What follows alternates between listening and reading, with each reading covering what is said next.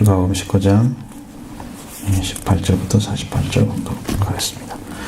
예수께서 이 말씀을 하시고 예루살렘을 향하여 앞서서 가시더라. 감람원이라 불리는 산 쪽에 있는 벳바게와 베다니에 가까이 가셨을 때에 제자정들을 보내시며 이르시되 너희는 맞은 마을로 가라. 그리로 들어가면 아직 아무도 타지 아닌 나귀 새끼가 매여 있는 것을 보리니 풀고 끌고 오라.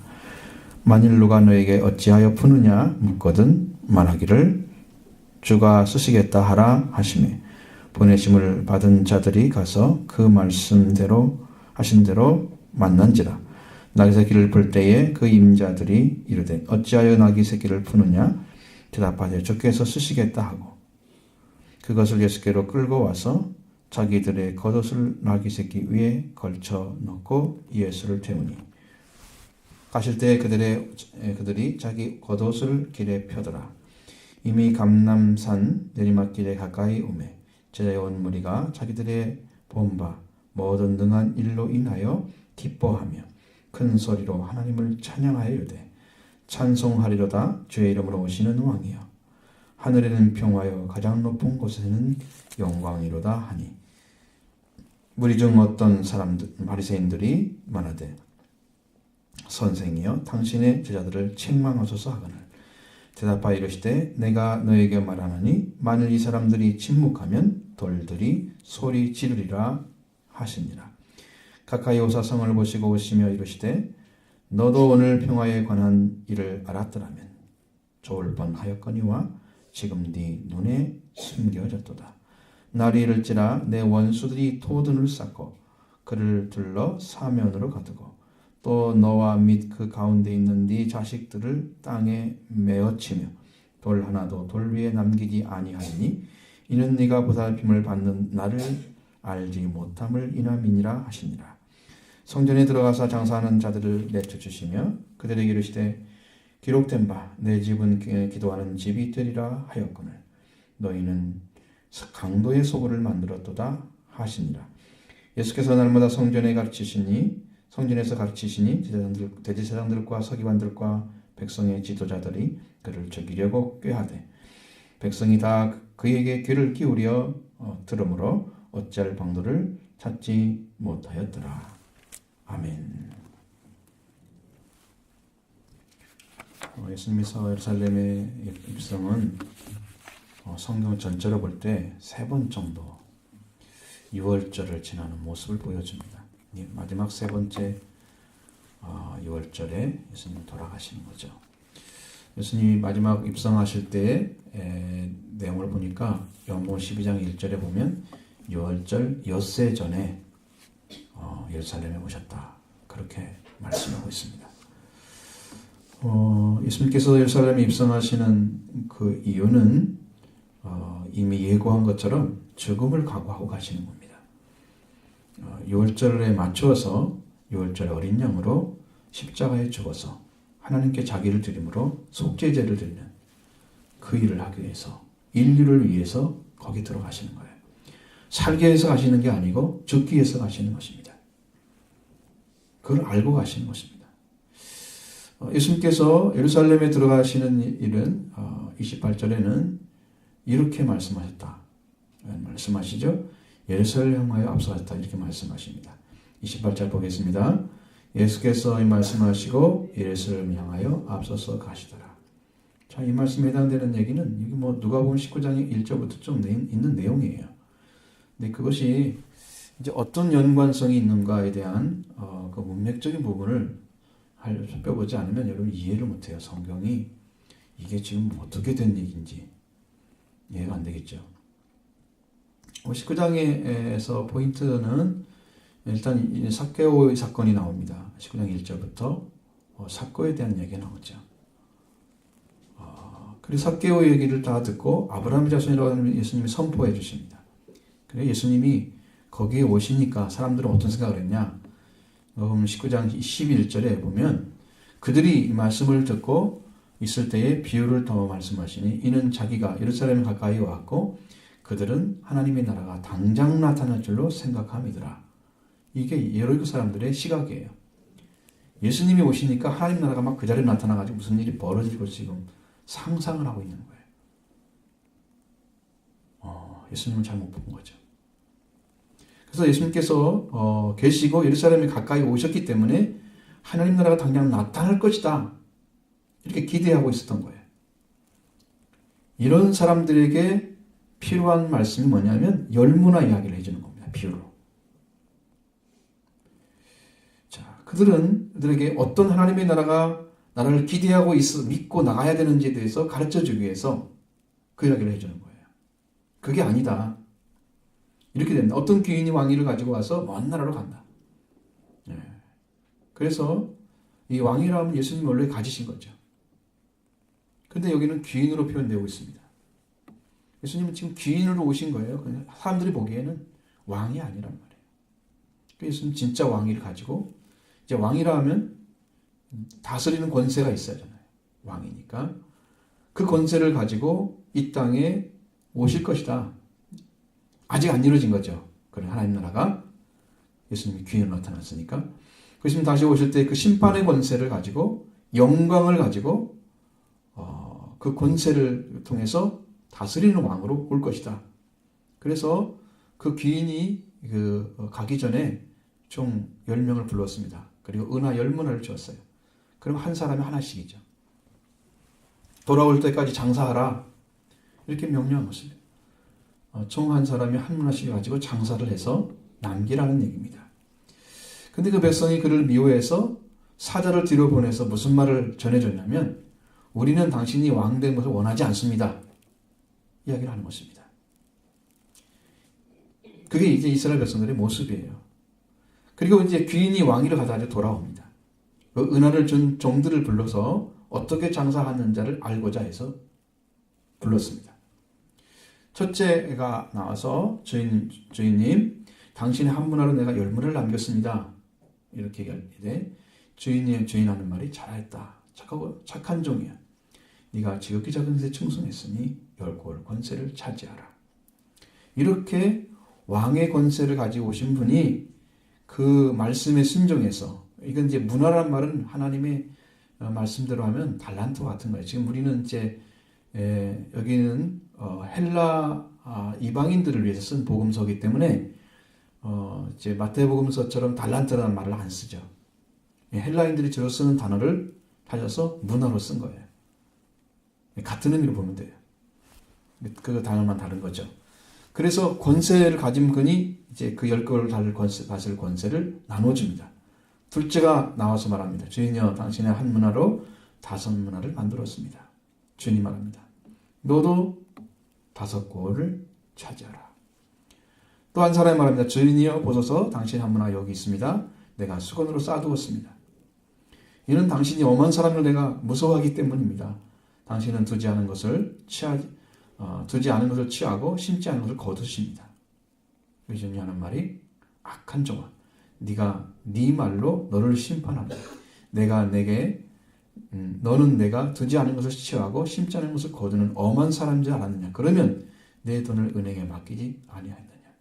자기가 못하면 다른 사람을 통해서라도 그걸 하도록 해야 되는데 그것조차도 막아버리는. 그렇게 해서 그 주인에게 그에게 하는 말이 그 한 문화를 빼앗아 10문화 있는 자에게 주라, 이렇게 얘기합니다.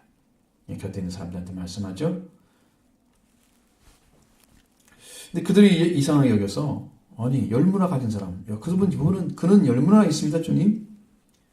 그래서 주님 하는 말이, 내가 너에게 말하는데 무릇 있는 자는 더 받고 없는 자는 그 있는 것도 빼앗길 것이다. 그리고 내가 왕됨을 원치 않았던 저 원수들을 끌고 가서 내 앞에서 죽이라. 여기는 직접 사형을 명하죠. 다른 데는 거의 바깥 어두운 데 가서 슬피 울며 이를 가리라. 이런 얘기가 나오는데 직접 사형을 언도하죠.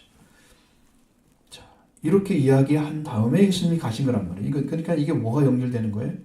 하나님 나라가 당장 나타나는 게 아니고 하나님 나라는 예수님이 다시 왕으로 오실 때에 나타날 것이란 말이에요. 그때는 맡기신 말씀에 따라서 심판할 거다. 그러니까 하나님 나라의 충성된 말씀을 받은 자는 충성된 백성으로 살기를 원한다. 지금 그 이야기를 해주고 있는 거예요. 그 이야기를. 당장 나타나는 게 아니란 말이에요. 그리고서 예수님이 그 말씀하신 후에 예루살렘을 향하여 앞서서 가셨다. 이야기입니다. 그리고 아주 정확한 지점에서 예수님께서 제자 둘을 나귀 새끼를 풀어오라고 보냅니다. 29절 31절 말씀 봅니다. 감나온이라 불리는 산 쪽에 있는 벳파게와 베다니가에 가셨을 때 제자 중 둘을 보내시며 이르시되 너희는 맞은편 마을로 가라. 그리고 들어가면 아직 아무도 타지 않는 나귀 새끼가 매어 있는 것을 보리니 풀어 끌고 오라. 만일 누가 너희에게 어찌하여 푸느냐 묻거든 말하기를 주가 쓰시겠다 하라 하시매. 이 감남원이란 말은 감남산을 말하는 것입니다. 왜냐하면 감남나무가 엄청나게 많기 때문에 감남원이라 그렇게 말도 불려지는 거예요. 여전히 감남나무가 오늘날도 많다고 그래요. 기드론 골짜기 건너편에 그 예루살렘의 동쪽의 산마루에 있는 산이 바로 감남원입니다. 이 산은 남북으로 약 4km 정도 이렇게 펼쳐져 있는데 예루살렘보다 약간 높은 나지막한 산입니다. 그래서 이제 감남산, 혹은 감남원이라 이렇게 말을 붙여서는 이 감남한 산 쪽에 있는 벳바게와 베다니에 가까이 왔을 때에 거기 그 두 성이 거의 같은 지점에 있어요. 좀 떨어져서. 그러니까 그 제자들을 거기에 오셔서 제자들을 보냅니다. 너희 맞은편 마을로 가라. 거기로 들어가면 아직 타보지 아니한 나귀 새끼가 매는 걸 보내니 풀어 끌고 오너라. 이렇게 말씀하십니다. 그러면서 만일 누가 너에게 어찌 푸느냐 물으면 주가 쓰시겠다 하라. 이런 말씀하십니다. 왜 예수님은 아무도 타보지 아니한 나귀 새끼를 가져오라 하실까요? 왜 그걸 끌고 오라고 하셨느냐? 이건 두 가지 의미를 찾아볼 수 있습니다. 나귀는 농사하거나 혹은 밭을 갈거나 혹은 사람이 타고 다니는 거예요. 짐을 운반하는 그런 일을 농사하는데 이제 밭을 가는 거죠. 그 세 가지 일을 짐승이 하는 거죠. 그런데 이것은 한 번도 사람이 타보지 않은 것이다. 승용이 된 적이 없는, 사람들이 타보지 않은 나귀 새끼입니다. 그는 서툴고 힘이 없었을 것입니다. 그러니까 어떤 사람이 봐도 저 사람은 예루살렘을 쳐들어온 왕으로서의 모습이 아니에요. 정복자의 모습이 아니고 겸손한 모습으로 보여진 것입니다. 두 번째는 한 번도 타보지 않았다는 것이죠. 그 나귀의 순결성을 의미하는 것입니다. 그래서 모든 것의 첫 번째 것은 아주 중요합니다. 그렇기 때문에 임금으로서 이제 예루살렘에 입성하시는 모습은 군마를 타고 왕으로서 자신의 왕으로서 과시하는데 자기 위용을 드러내는 그 군마 뒤에 엄청난 이제 군대를 끌고 오시는 그런 세상의 임금과 완전히 구별되는 모습입니다.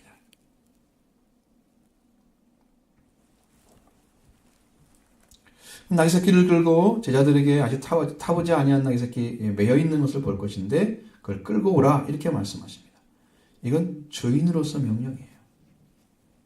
나귀 주인과 어떤 상의도 없이 끌고 오라고 했을 때 사람들은 뭐라고 할까요?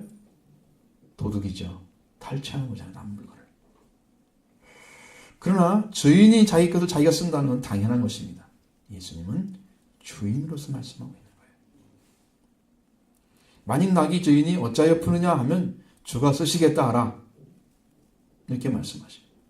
주인이신 예수님께서 주인으로서 사용하고자 하시는 거예요. 여기에 사용된 나귀가 이 새끼는 바로 말씀을 성취하기 위해서 선택된 나귀입니다.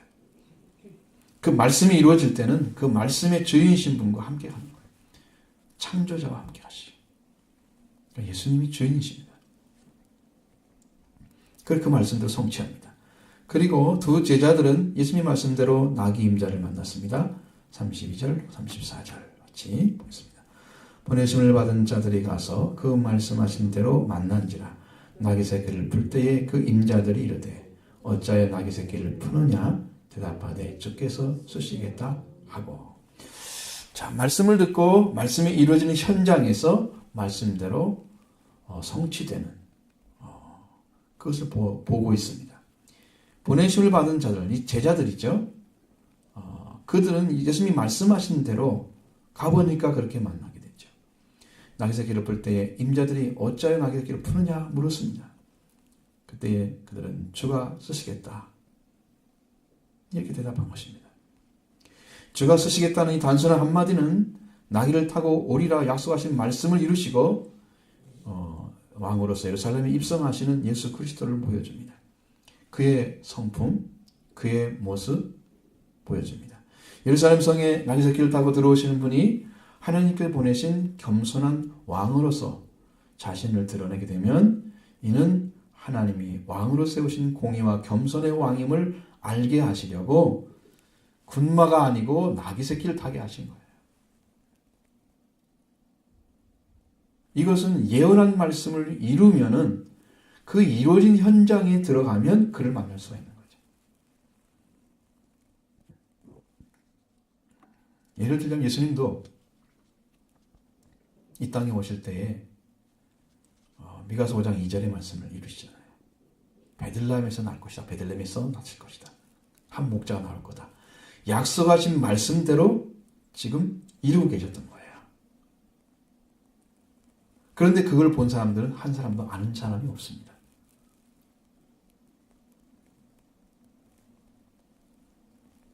겨우 헤로당이 이제 그 메시아가 그리스도가 어디서 나겠느냐 이렇게 사람들은 물어보니까 서기관들한테 물어보니까 그때 비로소 가르쳐 주잖아요. 그런데 그걸 믿지 않기 때문에 가보지도 않는 거예요. 베들레헴에. 그걸 진짜 믿었다면 찾아가 봤을 거예요. 안 찾아가요. 동방박사들만 찾아가요. 그럼 여기도 스가랴 9장 9절입니다. 이 말씀을 좀 예수님이 이루시는데 이 말씀이 이루어지는 현장에 있습니다. 사람들이. 그런데 겸손해서 나귀새끼를 타고 오시는 그 예수님을 보지 못합니다. 왕으로 오신 예수님. 왜? 스가랴 9장 9절을 믿지 않기 때문입니다. 그래서 못 보는 거예요. 스가랴 9장 9절에는 시온에 따라 크게 기뻐할지어다. 예루살렘에 따라 즐거이 부를지어다. 보라, 내 왕이 내게 임하나니 그는 공의로우시며 구원을 베푸시며 겸손하여서 나귀를 타시나니 나귀의 작은 것 곧 나귀 새끼니라. 예수님은 이 나귀 새끼를 타고 들어오시는 거예요. 이렇게 보여졌습니다. 그분은 공의로우신 분이시고 또 모든 사람을 구원하기 위해서만 일하시는 분이세요. 구원을 베푸시는 분이시고 그는 군마를 타는 위용을 나타내기 위한 것이 아니라 자기가 작은 자임을 나타내기 겸손한 모습으로 나귀인데 나귀들 중에서도 나귀 새끼 겸손하여서 그걸 타고 오시는 걸 보면 누굴 알아야 돼요? 주의 이름으로 오시는 왕이 들어오시는 것을 봐야 돼요. 그게 말씀을 믿는 사람들의 모습이에요. 지금 말씀을 지금 예수님이 행하고 계시잖아요. 그 완성되어야 하는 말씀이 완성되어 갈 때에 예수님에게 주의 이름으로 오시는 왕임을 알았어야 되는데 몰랐습니다. 분명히 네 왕이 내게 임하신다고 그랬죠? 왕이신 예수님. 왕으로 오신 거예요. 그러나 이 사실을 아무도 몰랐습니다. 종교 지도자들도 몰랐습니다. 이 언의 말씀을 가지고 있는 자들도 난 먹고 기억자도 모르는 거죠. 네? 성경을 가지고도 그리스도를 모르는 거죠.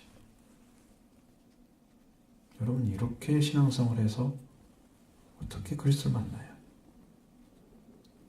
말씀을 가졌어도 말씀을 그 이루시는 그분을 몰라보는 그 사람들이 어떻게 구원을 받아요? 여러분 성경을 읽잖아요? 그러면 그분이 이분이구나. 지금 우리에게 구원을 베푸시는, 지금 영으로 오셔서 구원을 베푸시는 그분인 걸 우리가 안 믿으면 역시 예루살렘 사람과 똑같은 것이죠. 말씀 안 믿는 거예요. 자, 35절부터 36절의 말씀 보겠습니다. 그것을 예수께로 끌고 와서 자기들의 겉옷을 나귀 새끼 위에 걸쳐놓고 예수를 태우니 가실 때에 그들이 자기의 겉옷을 길에 펴노라. 열왕기상에서 1장에서 보면은 그런 이야기들이 있죠. 33절 35절에 보면은 다윗이 너희는 너희 주의 신하들을 데리고 내 아들 솔로몬을 내 노새에 태우고 기온으로 인도하여 가서 거기서 제사장 사독과 선지자 나단에게 기름 부어서 이스라엘 왕으로 삼고 뿔라파를 불어서 솔로몬 왕은 만수를 하옵소서 하고 너희는 그를 뒤를 따라가라. 그가 와서 내 왕위에 앉아 나를 대신하여 왕이 되리라. 내가 그를 세워 이스라엘과 유다의 통치자로 지명하였느니라. 자, 이렇게 말씀하시는 말씀 통해서 무엇을 보여주느냐? 다윗이 솔로몬이 왕위를 오를 때에 다윗 왕의 노새를 태워서 기온으로 데려가게 하죠. 다윗도 군마를 안 탔어요. 노새를 탔어요. 그리고 제사장 사독과 선지자 나단에게 기름 부음을 받게 해서 솔로몬을 이스라엘 왕으로 세웁니다. 이 왕이 되는 일은 선조왕이 인정해서 왕으로 세우면 백성들은 그를 받아들이면서 그 나라의 왕이 되는 것이에요. 이게 순서예요. 자, 예수님도 주가 서시겠다 그리고 하는 것으로서 예수님이 이미 주님으로서 계셨고 주님의 이름으로 오신 왕이심을 인정한 말씀이에요. 이 말씀이. 그러니까 예수님은 지금 나귀를 지금 타셔야 하잖아요. 근데 나귀를 타기 전에 제자들이 자기의 겉옷을 나귀에 걸쳐놓고 예수님을 태웁니다. 예수님께서 나귀에 타고 가시자 자기들의 겉옷을 또 길에 펴니다. 다른 성경에는 종려나무 가지, 나뭇가지를 꺾어서 놨다.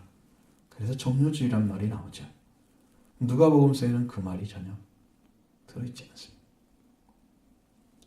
왜 겉을 폈느냐? 겉옷은요, 우레 장방형 천을 말하는 건데, 이것은 이제 장방형 천으로서 직사각형 형태인데, 손이 앞으로 나오도록 그렇게 구멍이 뚫려져 있는 거죠.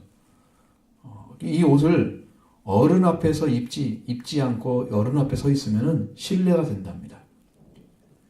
이 속옷만 입고 겉옷을 안 입은 것 같은 거죠. 그것이 그렇게 중요한 역할을 하는 거예요. 그 겉옷이. 바다를 갈 때는요, 그걸 집에 두고 갔습니다. 필요가 없어요. 너무 더운, 따뜻한. 밤에는 이걸 입고 자는 이유 때문에 전당에 잡은 경우라도 해가 지기 전에 돌려줘야 되는 그것이 겉옷의 역할이에요. 그런데 예수님 앞에 사람들이 겉옷을 벗는 거예요. 거꾸로. 겉옷을 입고 어른이니까 왕으로서 있으려면 예수님을 어떻게 해야 돼요? 더 사랑하는 모습으로 보이려면 어른을 대접하는 모습으로 겉옷을 입고 있어야 하잖아요. 그죠? 벗어서 나기 위해 그리고 길에 펼쳐 놓습니다. 이것은 왕으로서 오시는 예수님을 부끄러움으로 대하는 게 아닙니다. 아주 친밀함으로 대하고 있는 제자들이 그 심령 안에 깊은 사랑을 가지고 있다는 것을 보여주는 거예요. 참된 왕으로 영접하고 그를 참된 왕으로 사랑했습니다. 그래서 겉옷을 펼치는 거예요. 자기의 부끄러움을 그만두고 그분을 높여야 되는 그 모습 안에 자기를 다 벗어버리는 거예요.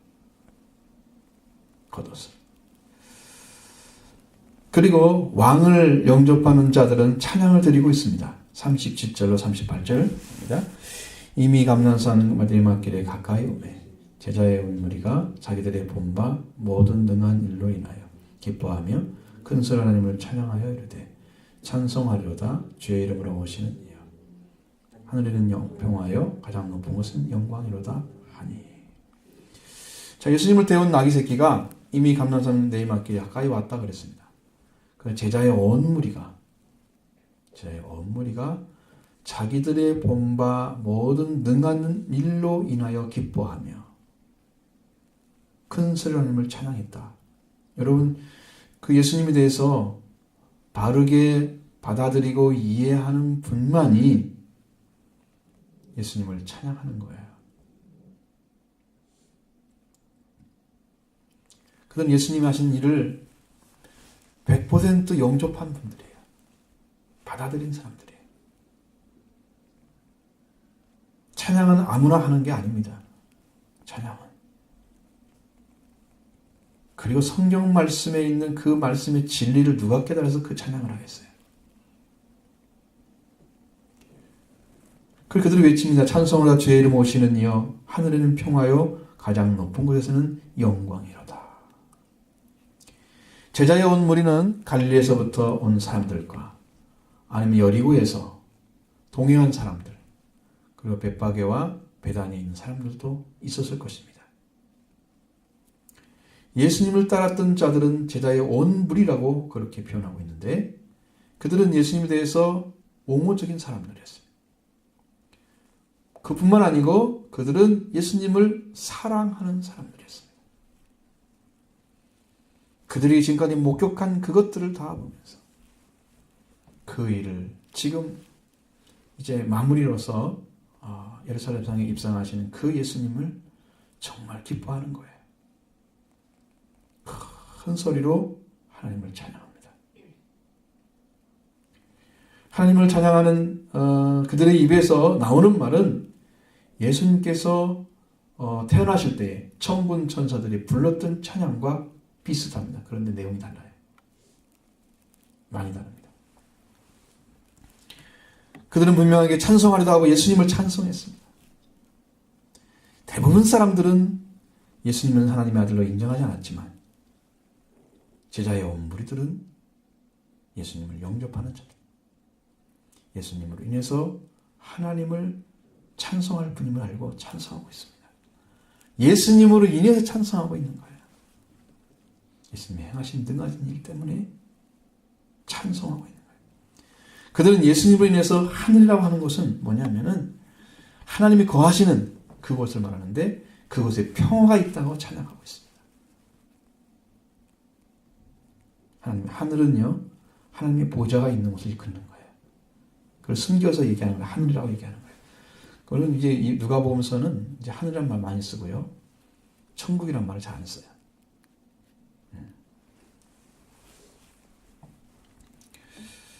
사람의 눈에는 예수님은 초라하기 짝이 없는 모습입니다. 한 번도 타보지 않은 나귀 새끼를 타고 군사가 따라오는 것이 아니고 뒤에 제자의 온 무리가 따라오고 있는 사람들은 겉옷을 벗고 그를 환영하고 있는 사람들을 보기에는 예수님이 입성하는 모습이 초라하기 짝이 없는 거예요. 이게 왕인가요? 왕의 모습은 너무 작잖아요. 왕의 모습으로 보기에는. 그런데 그 입성하시는 예수님으로 인해서 하나님의 보좌가 있는 곳에 평화라고 예수님으로 인해서 평화가 있을 거라는 것을 찬양하고 있는 거예요. 예수님이 하늘의 평화가 되셨습니다.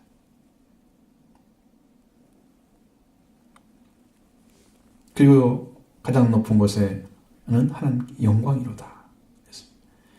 가장 높은 곳은 지극히 높은 곳인 보좌를 거는 거예요. 동일한 의미인데 말을 하늘과 가장 높은 곳 이렇게 말을 바꿔서 한 거예요. 원래 같은 말을 안 쓰잖아요. 그렇죠? 하나님의 보좌에 영광이 되시는 분이시다. 여러분, 초라하게 짝이 없는 분이 하나님께 영광이 될까요? 예수님 마구간에 태어났을 때 천군 천사가 찬양을 하잖아요. 지극히 높은 곳은 하나님께 영광이에요. 땅에서는 기뻐하시는 분자 사람 중에 평화로다.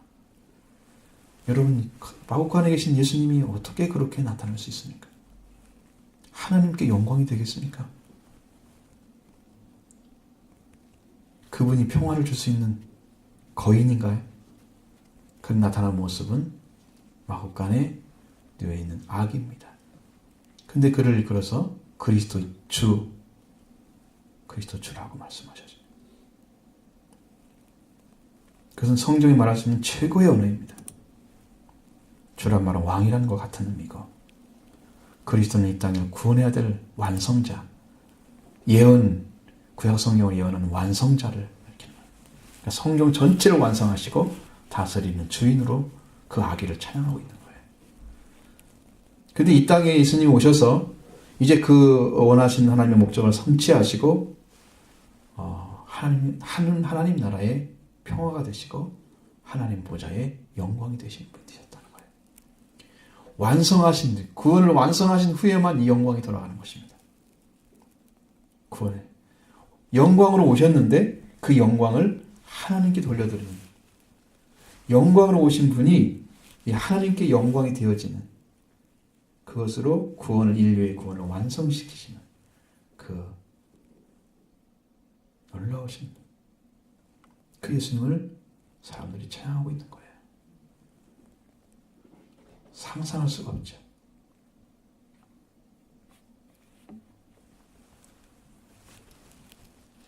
하나님이 이를 완성하시고 이제 구원을 이루시려고 예루살렘에 들어오시는 능하신 예수님, 그 이름에서 올려드리는 찬양입니다.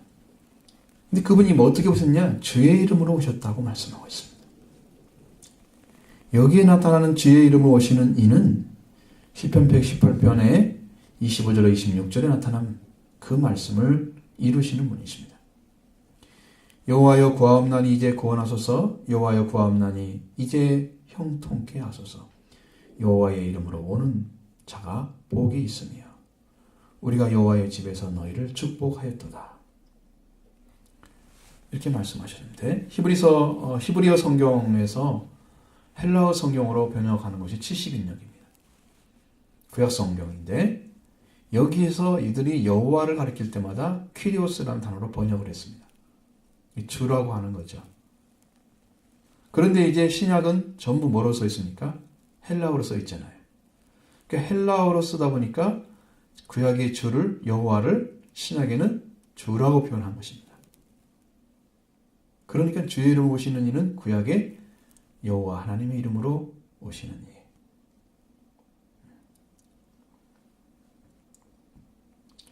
바로 그분이 왕이다.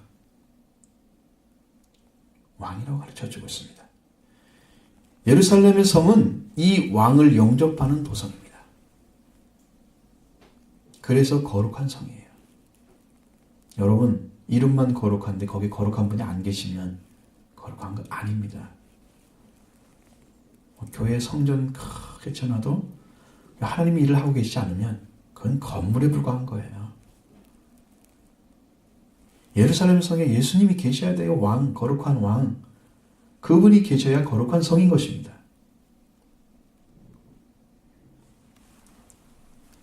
오늘 우리가 거룩한 성이 되어야 됩니다. 예루살렘이.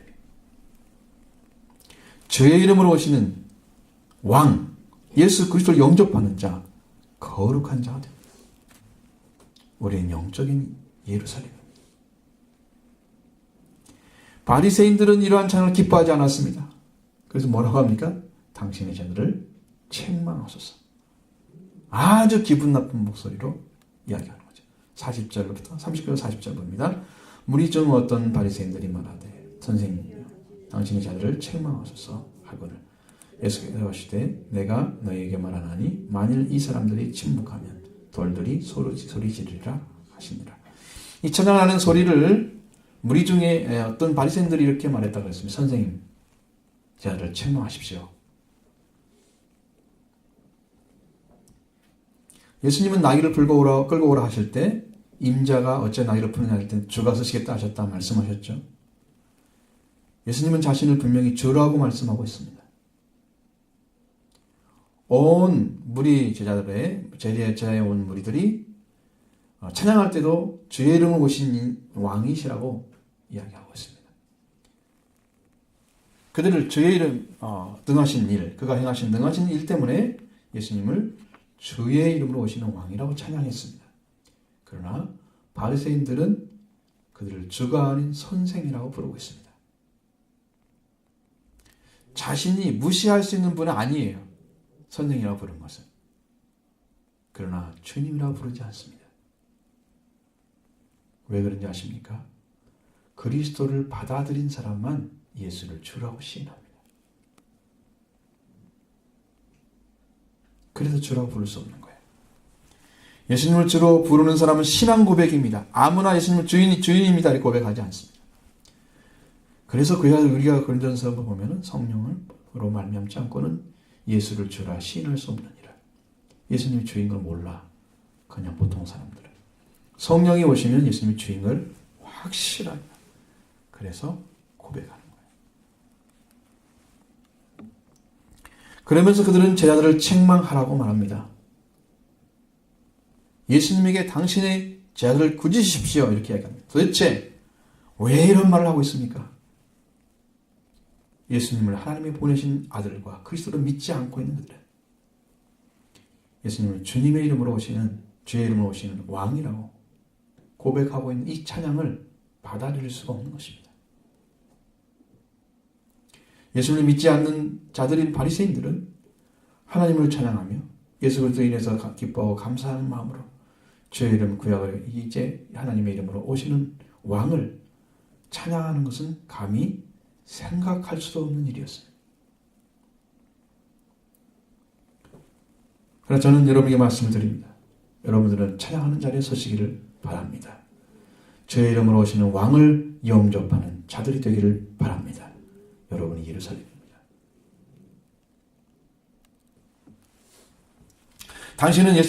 예수님은 당신의 제자들을 책망하라고 바리새인들의 말을 그래서 뭐라고 대답하시는가? 내가 너희가 말하나니 만일 이 사람들이 침묵하면 돌들이 소리 지르리라. 이 침묵하다는 말은요. 파워이네. 시오파워. 조용히 하다. 잠자코 있다. 말을 멈추다. 이런 말입니다. 제자의 온무리들이 주의 이름으로 오시는 이에 대해서 왕에 대해서 아무 말도 하지 않고 잠자코 있다면 돌들이 외칠 것이다. 이렇게 얘기하신 것인 거예요. 이 말씀은 온 제자들이 찬양하기를 멈춘다면 돌들이 고발할 것이다. 이런 의미입니다. 여기에서는 돌들이 가만히 있지 않겠다는 거예요. 이 돌은 무엇입니까? 여러분 무생물이잖아요. 생명 없는 존재. 그를 통해서라도 하나님은 예수 그리스도가 참된 왕임을 증거해야 돼요. 어떻게 하든지 예수님은 주의 이름으로 오시는 왕으로 찬양해야 할 진정한 왕이라는 사실을 보여주는 거예요. 우리 마음속에도 그 예수님이 오고 계시면 여러분 영접해야 됩니다. 왕으로 영접하십시오. 이렇게 예수님을 영접하지 않은 예루살렘 보고 예수님 뭐라고 하십니까? 예수님은 성곽 가에 오셔서 그들 향해 눈물을 흘리십니다. 41절로 44절 보십니다. 가까이 오사 성을 보고 오시며 이르시되 너도 오늘 평화에 관한 일을 알았더라면 좋을 뻔하였거니와 지금 네 눈에 숨겨졌도다. 날이 이를지라 내 원수들이 토둔을 쌓고 너를 둘러 사면으로 가두고 또 너와 및 그 가운데 있는 네 자식들을 땅에 메어치며 돌 하나도 돌 위에 남기지 아니하리니 이는 네가 보살핌을 받는 날을 알지 못함으로 인함이니라 하시니라. 예수님은 예루살렘이 평화에 대해서 알지 못하겠다는 것을 보시면서 우셨습니다. 이 평화는 하나님으로부터 오는 구원과 관련돼 있는 단어예요. 구원을 주시면 평화를 주시는 것입니다. 저주를 주시면 재앙을 주는 것입니다. 그러니까 예수님은 평화를 주러 오셨다는 것은 구원하러 오셨다는 거예요. 그 구원하러 오신 그분에 대해서 알지 못한 것을 보고 예수님 눈물을 흘리시고 왕으로 오신 주님을 내버리는 사람들, 영접하지 않는 그들은 예루살렘과 같은 예수님이 그들을 보고 울 것입니다. 오늘 여러분들 예수님을 믿는다고 하시면 여러분 안에 예수님 안 계십니다. 안 됩니다. 예수님 우시는 거예요. 내가 너를 구원하러 왔는데 네가 나를 받아들이지 않는 너를 구하러 왔는데 지목해서 너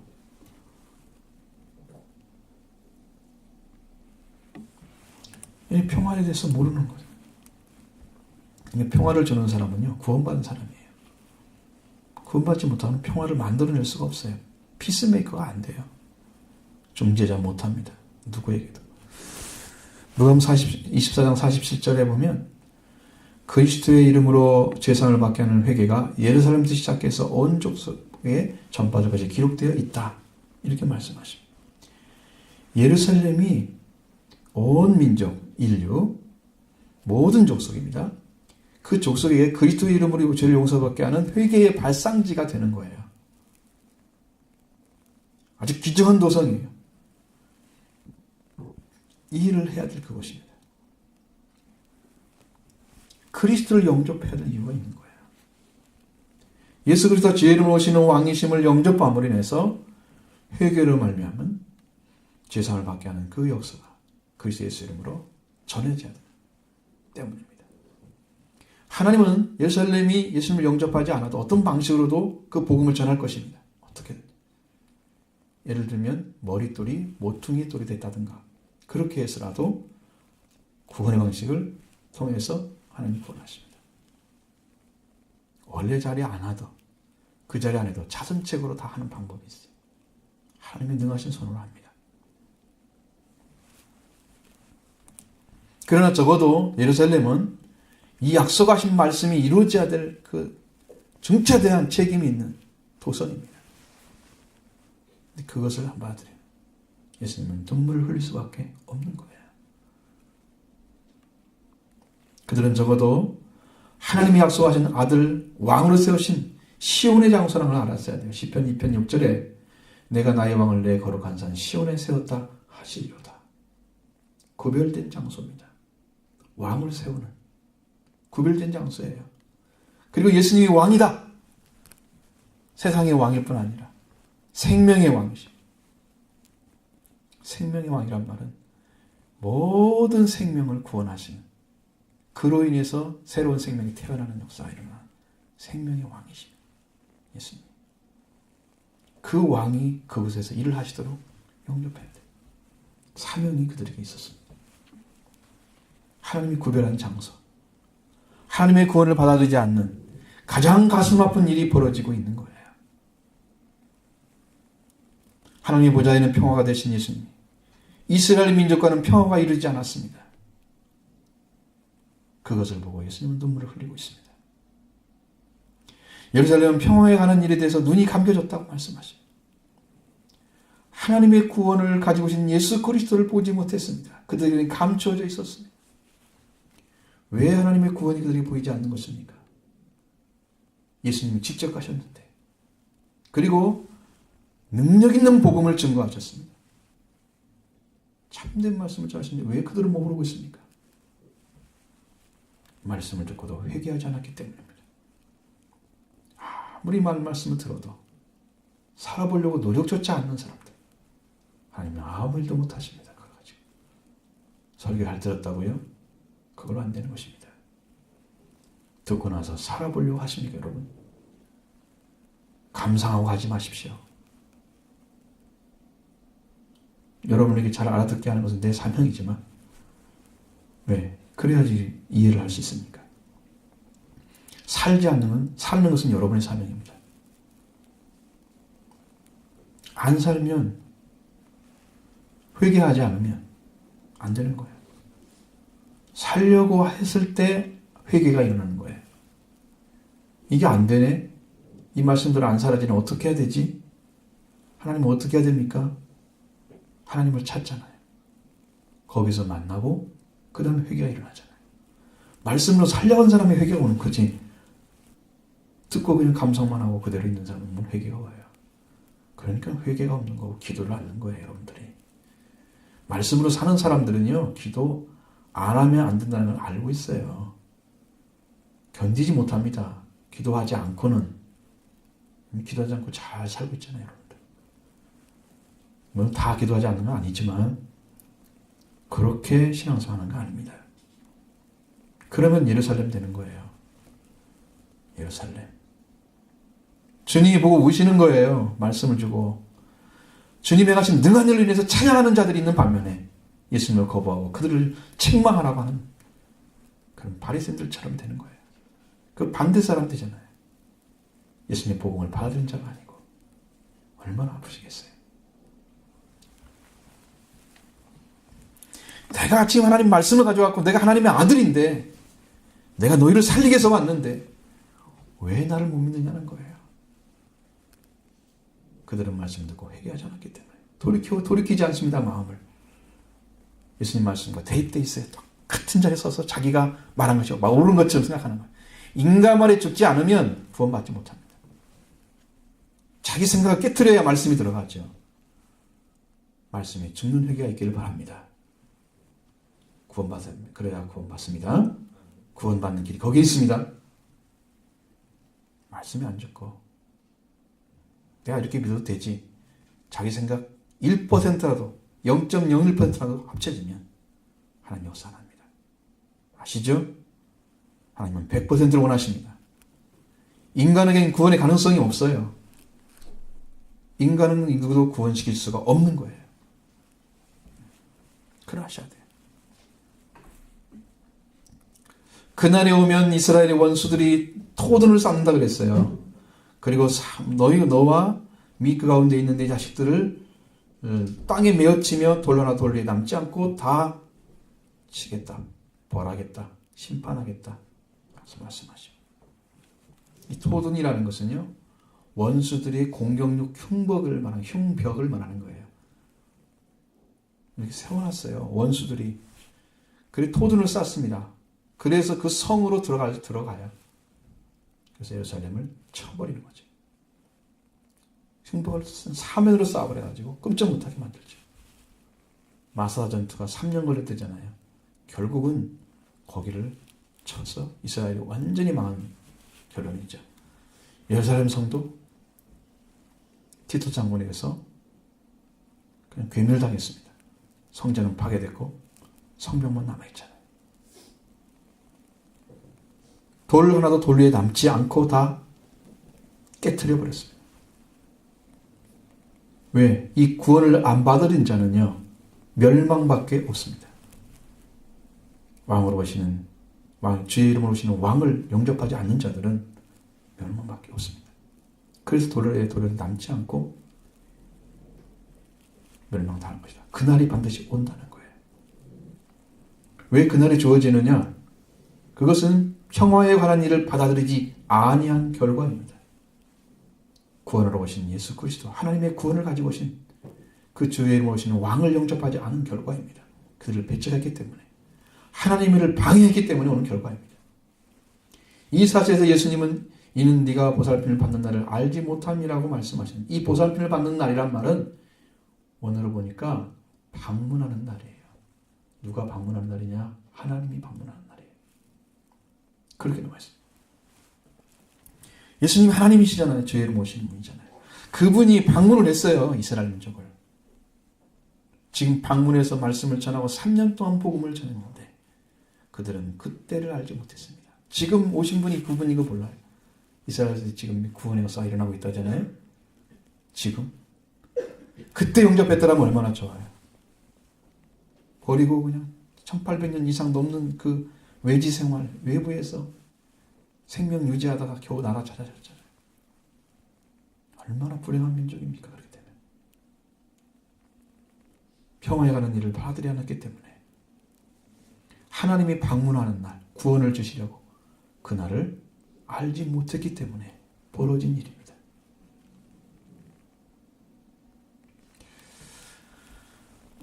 오늘 주님의 이름으로 예수님께서 주의 이름으로 왕의 이름으로 오시는 겸손한 그 나귀를 타고, 겸손해서 나귀를 타고 새끼를 타고 예루살렘에 입성하셨는데 이것을 읽는 자들도 그렇게 들어오셔도 하나님 말씀 안에 있는 이 말씀을 확인하는 지혜가 없었습니다. 왜 예언이 성취되는 현장에 지금 있는데 왕으로 들어오시는 하나님의 구원을 가지고 오시는 그 방문하는, 하나님의 방문하는 그 방문을 알지 못한 그들은 원수에게 처참하게 망한 것입니다. 여러분, 때를 알지 못하면 기회가 주어지지 않는 걸 아셔야 됩니다.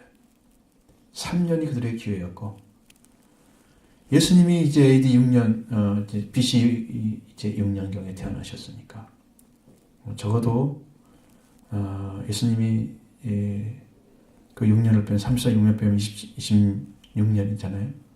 그때 돌아가셔서 부활하셨습니다. 27년 정도. 그리고 AD 70년까지 기회가 주어진 거예요. 회개할 기회가. 상당한 횟수죠? 30년 넘게 주어졌으니까. 그런데도 그들은 회개하지 않았습니다. 예수님을 믿는 자를 핍박해, 오히려 박해하고 난리치죠.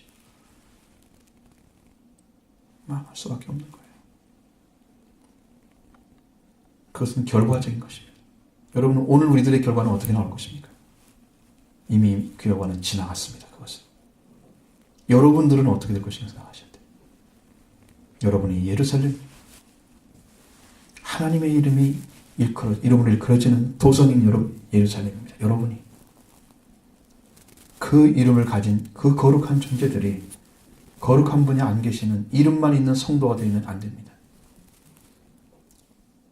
이름만 있는 교인 되서는 안 됩니다. 왕으로 오신 예수님을 영접하시기 바랍니다. 아주 간구하게 원하는 것은 그분과 관계 맺지 못하면 우리는 결과는 없다는 거예요. 그리고 마지막으로 예수님께서 성전 청결을 하십니다. 오늘 본문에만 나오죠. 나중에 읽어보면 또 그 뒷얘기가 중요해요. 왜냐하면 그들이 어떻게 예수님을 죽여가는데 작업을 하고 있는 모습을 보기 때문입니다. 자, 45절부터 18절 같이 읽겠습니다.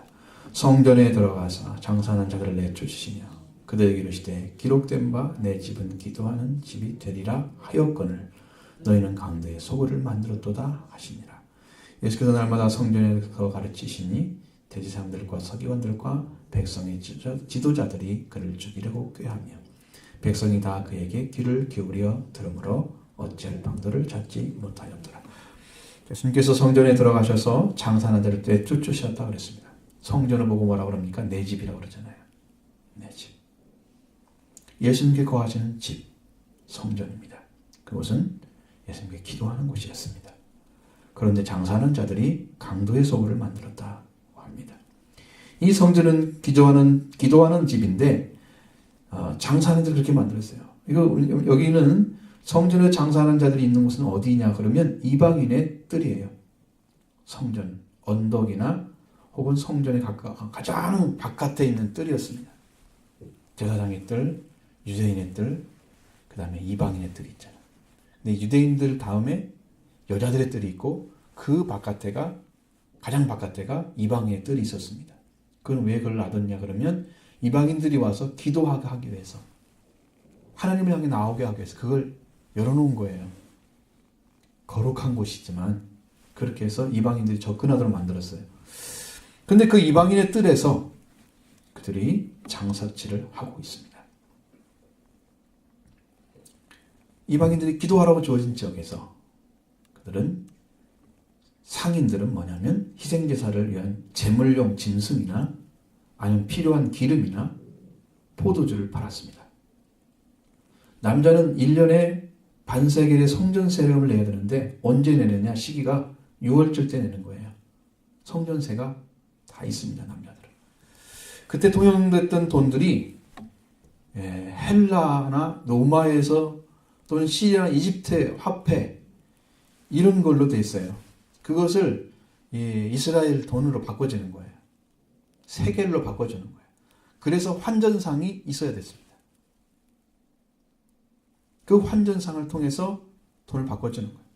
그러면 이것을 영업하라고 허가해준 종교 지도자들이 상인들과 야합해서 아주 비싼 가격으로 짐승을 팝니다. 환전 수수료를 고액으로 받아냅니다. 그렇기 때문에 성전은 뇌물수수의 장소, 장사꾼의 장터가 되고 말았습니다. 이 상황이 뭐냐? 당시 이스라엘 종교의 부패성을 보여주는 거예요.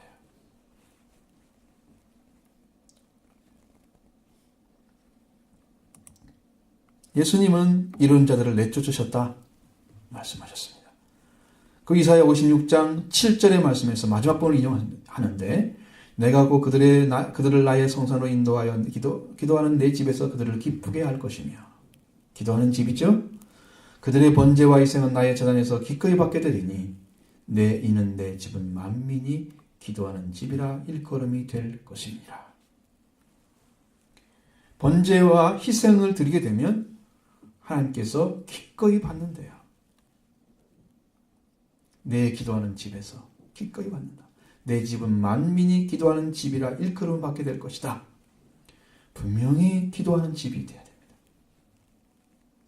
됩니다. 분명히 성전에서 기도하는 집이 되어야 될 그곳에서 고액의 세를 바쳐서 재물을 팔고 환전을 하고 돈을 벌고 뇌물을 주고받는 그 강도의 소굴을 만들어버린 거예요. 하나님이 원하는 고유의 기능은 사라지고 인간들이 돈을 가지고 바치는 세상을 만들어가는 교회의 모습.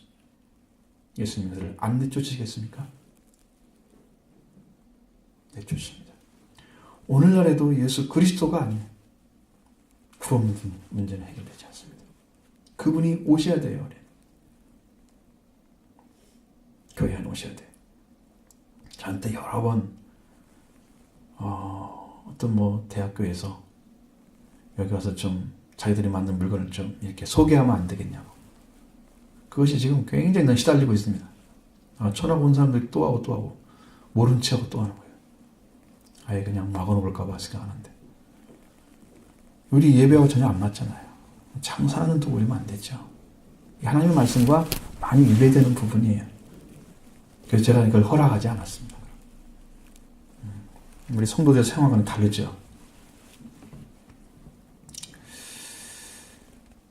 그곳에 있어야 할 사람들이 역시 기도의 사람들이에요. 기도하는 사람들이에요. 성전에 있을 사람들이 누구냐? 기도하는 사람들이에요. 여러분 누가복음 2장에서 나타난 말씀 보십시오. 가테나 예수님을 만난다고 하는 그 만났던 사람들은 누구냐? 성전에서 기도했던 안나와 시몬이에요. 성전은 기도하는 곳이에요. 열심히 기도하고 기도해서 만나야 됩니다. 여러분들 예수 그리스도를. 그들은 만났습니다. 어떤 분인가를 알았어요. 메시아가 어떤 분인가 알았어요. 정말 그렇게 얼마나 중요한 거예요. 성전의 역할이. 이거 기도한 사람이 다 얼마나 끊어지 않으면 좋겠어요. 계속해서. 여러분이 그 많은 시간들을 물론 여러분 일하는 다 쓰고 그러지만 하나님께 드리는 시간이 얼마나 돼요? 기도하는 집인데 집에 안 찾아오고 내 집이라고 예수님이 걸었습니다. 내 집은 성전에 12살 때 제사를 드리고 가잖아요. 12살이면 남자들은 가거든. 이스라엘은 뭐라고 그랬습니까? 예수님이 장로들과 대화를 하고 있는데 부모들은 따라온 줄 알고 가다가 3일 동안 갔는데 3일 동안 따라온 줄 알았어. 이게 지금 말이 잘 안 되는 얘기잖아요. 따라온 줄 알았어. 그냥 안 따라갔어. 찾아가잖아요. 거꾸로 찾아가서 성전에서 보니까 성전을 이야기하고 있는. 그러니까 왜 아들아 내가 너를 얼마나 찾지 않느냐. 그래서 예수님 뭐라고 그래요? 내가 내 아버지 집에 있어야 할 줄 알지 못하십니까? 예수님이 내 아버지 집이라고 일컬었어요. 여러분 아버지 집은 내 집이죠. 자녀들한테 우리 아버지 집에 가자 그럽니까? 자기들이? 우리 집 가자 그러지. 아버지 이름으로 돼 있어도 누구 집 가자 그래요? 우리 집 가자 그러지. 우리 아버지 집 가자 그러지 않잖아요. 그죠? 예수님은 아버지 집도 되고 내 집도 되시는 거예요. 예수님의 집이에요. 성전의 역할이 그거예요. 그래서 그 예수를 만나는 거예요. 거기서. 근데 이걸 장사를 하고 있습니다. 그러니 성결케 하지 않을 수가 없는 거예요. 성전의 고유 기능은 사라지고 장사치들이 판치는 곳이 돼요. 우리 교회는 그런 거 별로 없잖아요. 거의 없잖아요. 근데 큰 교회들은 전도를 그렇게 한답니다.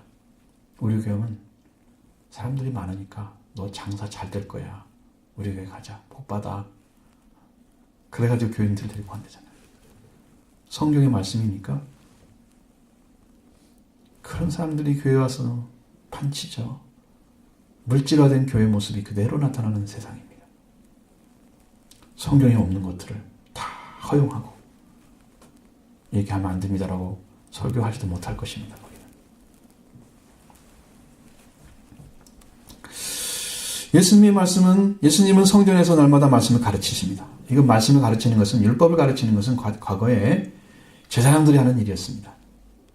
물론 율법사를 바리새인들 이상들도 하지만 서기관들이, 그러니까 제사장들이 율법을 가르치는 거예요. 예수님은 제사장의 역할로서 또 제사의 기능으로서 다 하고 계시는 거죠. 예언자 역할도 하시고 또 왕으로 오셨고, 그러니까 이게 삼중직이라는 것이 기름 부음 받은 자들이었어요. 구약서에서는 삼중직이, 그것은 신약의 그리스도를 예표하는 것입니다. 그리스도가 기름 부음 받고 왕이 되고 제사장이 되고 예언자가 되는 거예요. 그 예수님이 그 일을 다 하고 계신 것입니다. 지금. 그러면서 하나님의 일을 쭉 완성해 가고 있는 거예요. 지금 며칠째라고요? 지금 예수님 입성 때가 언제라고요? 며칠 전에 6일 전이잖아요. 6월절 6일 전이잖아요. 엿새 전에 성경에 나와 있으니까. 요한복음 10장 1절에 예수님 6월절 엿새 전에 입성하시는 모습이 나와요. 그러니까 며칠 안 남은 그 시간이죠. 그 시간을 성전에서 말씀을 전하는데 충실하게 해서 백성들이 다 하고 있는데, 밖에서 대제사장들과 서기관들과 백성의 장로들은 뭐 하고 있습니까? 예수님을 죽이려 꾀하고 있습니다. 그러나 백성들이 예수님의 말씀, 전한 말씀에 너무 귀를 기울이니까 어찌할 바를 방도를 찾지 못하고 있었다. 그렇게 전하고 있습니다. 예수님과 늘 대결 구도를 가지고 있었고, 그들이 그 예수님의 말씀을 도전하는 대제사장들과 서기관들과 장로들의 모습이 20장 이하에 계속 나타납니다. 그리고 그들에 의해서 죽어 예수님 죽었죠. 20장 이하 보십시오. 계속 나타납니다.